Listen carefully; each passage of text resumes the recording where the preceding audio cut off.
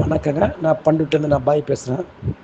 இந்த வண்டி 2011 model 11 ton 19 அடி எஃப்சி இன்சூரன்ஸ் 3வது மாதம்னு இருக்குது. பவர் ஸ்டேரிங் வண்டி.